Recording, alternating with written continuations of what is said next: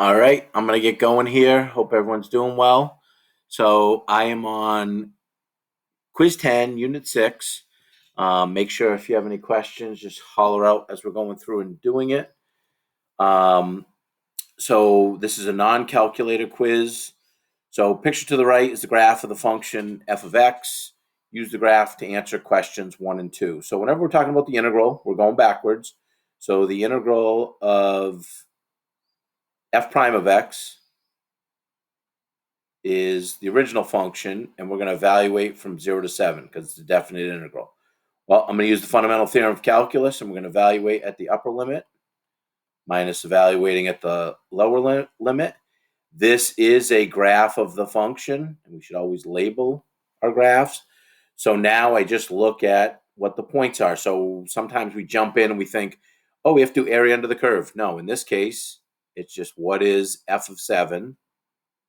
That is 4. What is f of 0? That is 0. And the answer is 4. So problem number 1 should just be B. Okay, and again, what are they asking for? They're asking for the integral. Remember, function, first derivative, second derivative. So we're just undoing the first derivative, and that is the original function. Okay, again, holler out with any questions as they come up. Now for the second one, now they want to know what's the integral of the function. That's what the graph is. So now we're trying to find the area under the curve, and it's from 0 to 5. So let's go back. Change my color here. Now they want to go 0 to 5. So there's a couple different ways to do this. And this, we'll put number 2 right here. The integral of 0 to 5 of the function. And again, what is the integral? It's the area between the curve and the x-axis. So I'm going to break it up into 3 parts. Part 1 is going to be this triangle. So it's a base 3 with a height 2. So 1/2, 3 times 2, plus my second one. Oop, I got to move over a little bit. I'm going to do my trapezoid right there. And this is going to be base 1 is 2, base 2 is 1, so 2 plus 1 is 3, 1/2 base times height, or sum of the bases times height. So 1/2, we said the sum of the bases is 2 plus 1, and the height is 1. And I shouldn't have a second equal sign there, sorry. This is all being added together. Okay, and again, hopefully this is showing problem 1 right now of quiz 10, unit 6. And now I'm going to add to this third little part, which will get me from 0 to 6, of this 1 by 1 square. So that's just 1 times 1. So now let's go add all these up. 3 times 2 is 6. Half of that's 3. 3 times 1 is 3, plus half is 3 halves. That's 1/2. Plus 1 times 1 is 1. And now let's find, again, this was just the 3 parts. 3 plus 1 is 4, plus 1/2 is 5.5. And let's come over here. Let's hope that's there. Yes, it is. And we are good to go. Okay, so even though, oh, this is no calculator. I thought this was calculator for a little bit. Okay, and that's what they're going to want to know. All right, number 3, take the integral. And at this point, we hadn't done any U substitution or trying to undo the chain rule. But so at this point, we only knew the power rule, and we should always try to write it polynomial-like function. So we know how to undo the power rule. We know how to take the integral of trig functions. So let's first write this as a function. Hey, that's x to the 4th over x squared minus 1 over x squared, all dx. This is the integral of x squared minus 1 over x squared dx. And now lastly, this will be x squared minus x to the negative 2 dx. And now, again, there's no interval here, so this is going to be This is going to be the undoing the power rule. So I just raise the power to 1. So that's x cubed over 3 minus raise the power to 1, x to negative 1 divided by negative 1. Now, we either evaluate when I know the interval, but since it's an indefinite integral, I add the plus c. That doesn't look like any of the answers. So notice, hey, they're all 1/3 x cubed. That's rewriting this part. Now this is negative 1. So negative 1 divided by negative 1 is positive. And then x to negative 1 is going to be all over x. And don't forget our constant. And let's see where this one shows up. This is plus x. That doesn't work. This is, nope. This is minus 1 over x. That doesn't work. This is negative x. That doesn't work. And it looks like number 3 is going to be D. Okay? All right. So let's move on to number 4. Again, holler out with questions. Okay, so now, which of the following values is a possible value of k? So we don't know exactly what it is, but we're going to go through and we're going to take the integral, we're going to evaluate at the interval, and we're going to set it equal to negative 3. So we're going to use the fundamental theorem of calculus. So integral of 2x is 2x squared over 2. Integral of 2 is minus 2x. Let's cancel those out. And again, we're going to eventually evaluate this from k to 2. So this is x squared minus 2x from k to 2, and this is going to be equal to negative 3. And now, using the fundamental theorem of calculus, I'm going to put the upper limit in first. So I'm going to get 2 squared minus 2 times 2. Hey, that's going to go to 0.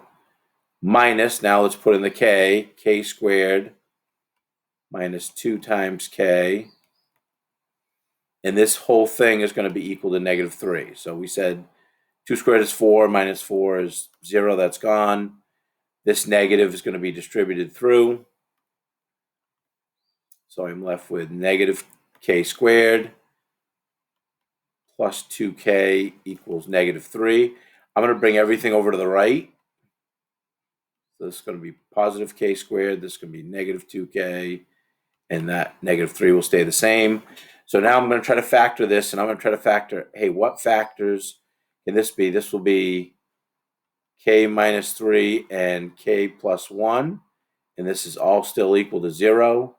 So k is going to equal 3, or k is going to equal negative 1. So we get into a little factoring and a little algebra. So 3 or negative 1. There's no 3 here. So let's just check that. Yep, number 4 should be E. Okay, great problem with no calculator. And it's just getting into the fundamental theorem of calculus. Remember, if I take the integral of any function, it's going to be its antiderivative. And the fundamental theorem of calculus says just evaluate at the upper limit and then subtract by evaluating at the lower limit of the antiderivative. Okay? All right, let's move over to number 5. A function f of x is such that the derivative is positive. So when the derivative is positive, I'm going to say that's always increasing. And the second derivative is always negative, so that means it's concave down.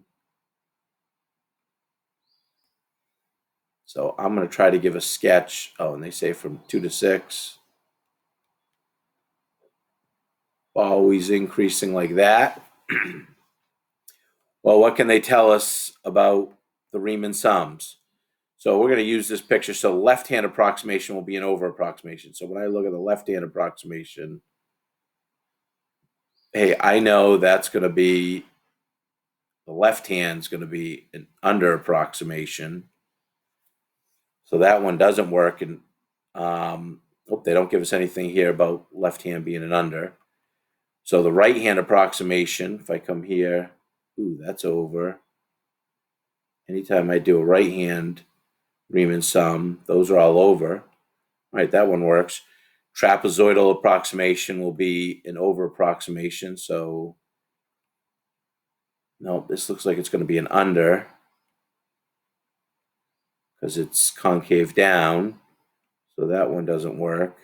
And the right-hand approximation is an under. I already said that one's an over, and then none of these work. Well, I just found out that B works. Okay, and that's number 5. And I did say that 4 was E. Okay, I want to make sure I answer that one. Questions.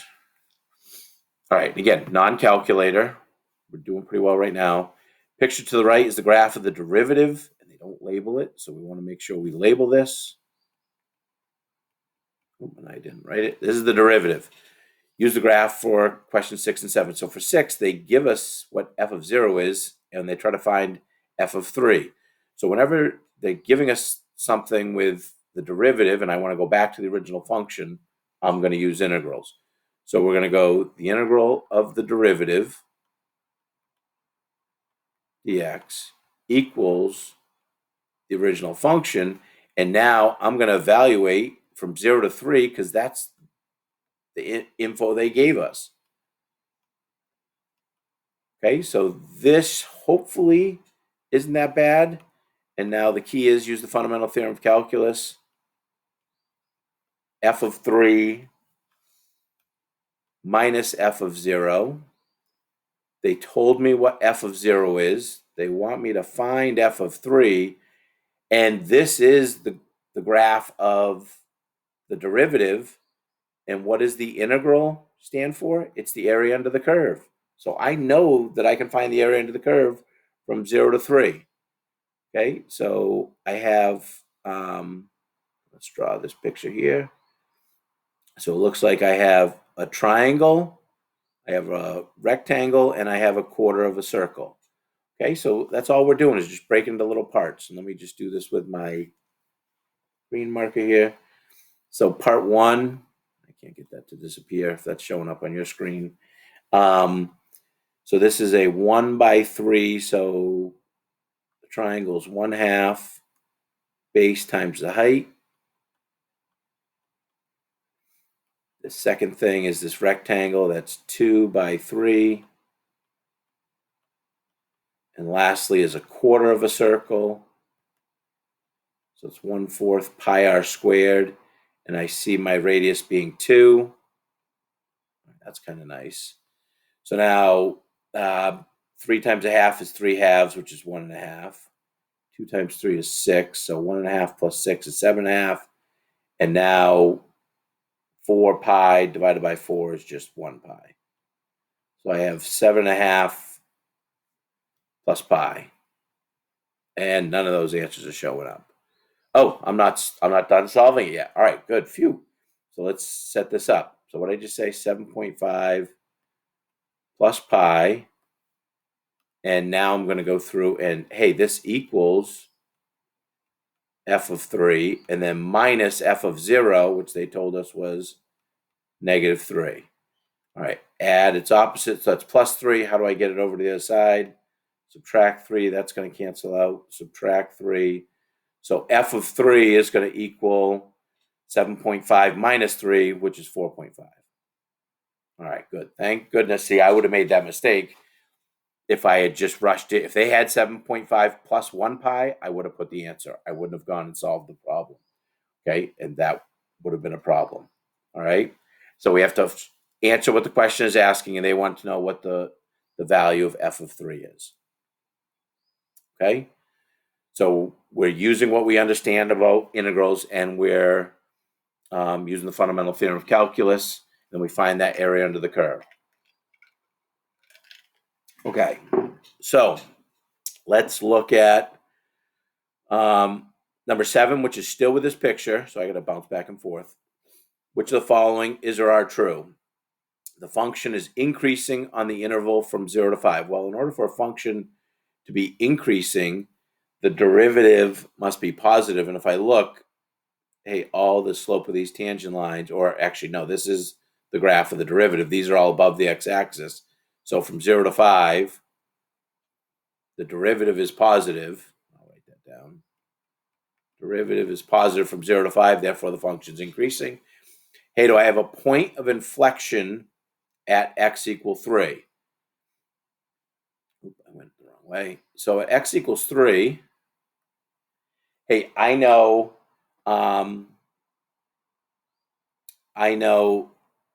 the derivative of the derivative, the second derivative is 0, and I know, so let's see, the second derivative equals 0. In order for a point of inflection, and in red is my second derivative here, the second derivative is positive to the left, and then the second derivative is negative to the right. So it's equals 0, and it changes signs, which means it goes from concave up to concave down. So yes, this one's true. And now this last one says, hey, tell me the integral from -4 to 0 of the derivative. That's the area under the curve. So we go from -4 to 0. Now, I'm going to put this in yellow, and just so I'm going from -4 to 0. I want to find all this area, and they go through, hey, is it equal to 10.5? I know right now it's not going to be equal to 10.5 because it's going to be equal to, and it's going to come out to be -10.5. So this was a rectangle. I could do it as a trapezoid also, but this rectangle was from -1 to 4. So -3 times 3 is -9. And then this triangle was 1.5. So that area is -10.5. Okay, because it's under the x-axis. So the area between the curve, the graph, and the x-axis is -10.5. Okay, so that's a little bit of a trick question. Again, if you're rushing, you will end up getting that wrong, which I would have got 6 wrong because I was going too fast. Okay, so it's 1 and 2. So that's just A. Any questions on multiple choice? Okay. All right, that's given us about 2 minutes per problem. Hopefully, while you're doing it, you can just jump right in. I'm trying to talk about the steps I'm doing. So that's doable. That's if you're going to answer every single question on the test. That's the pace you need to do. You're not probably going to answer all the questions on the test. That's okay. All right. So there's free response questions. So on what interval is the graph of f of x both increasing and concave down? Well, I know to be concave down, I need to have a second derivative that's negative. Okay. And the function here is positive, but that has nothing to do with it. But the derivative is positive, which means it's increasing. So I know over here, everywhere else, the second derivative is either positive or 0. So to be concave down, it has to be on that interval. So it's increasing. And again, the function increasing and concave down on the interval from 3 to 4.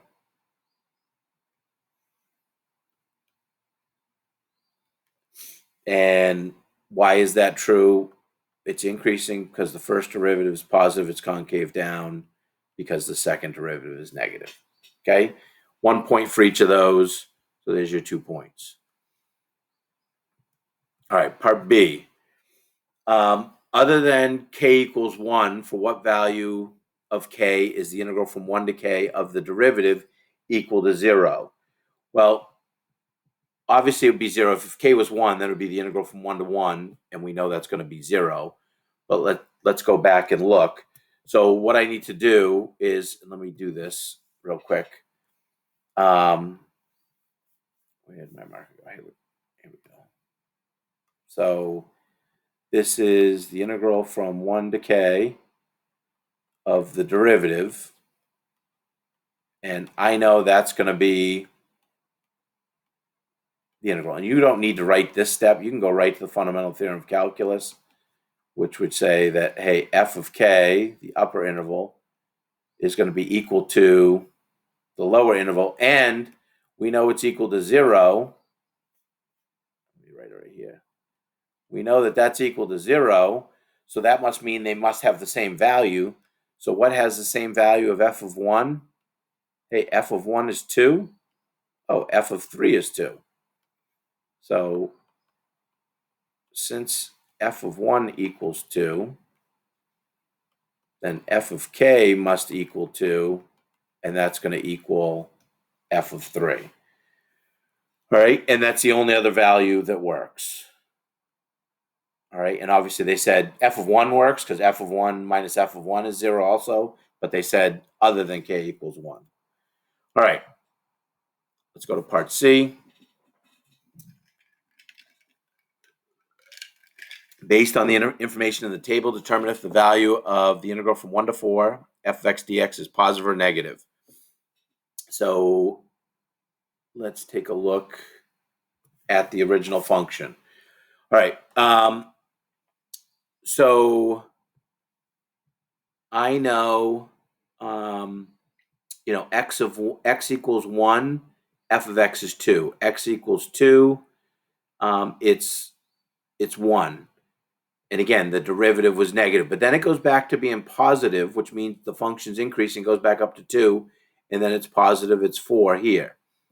And it was concave up this way, so even though it was going down a little bit, it was only going down to 1, and that's the only time the derivative was 0, so that's got to be our only minimum in there, okay? Because it said, hey, it was 2 here, it was decreasing until it got to the minimum, which was at 1, and then it increases, and it gets to a maximum, then it increases again, or a potential maximum right there.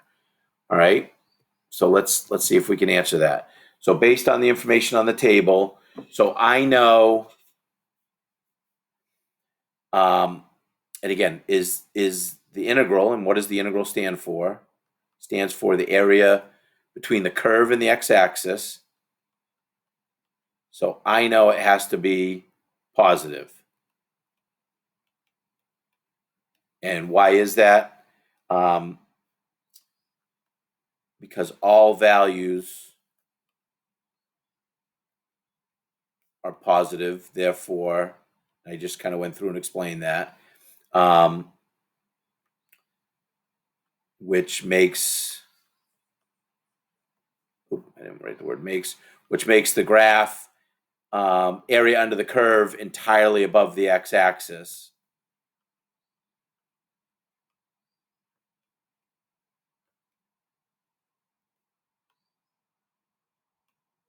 Entirely above the x-axis.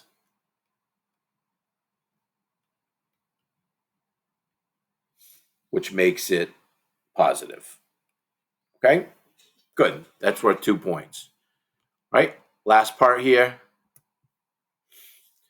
Sketch a graph on the function on the interval 1 to 4, then find the trapezoidal approximation of the value of 1 to 4 of fx dx using 3 subintervals of equal length. Does this approximation appear to be greater or less than the actual value of the integral? So let's come back here. Hey, I know x of 1 was 2. Let me try to fill these in here. When x was 1, the function was 2.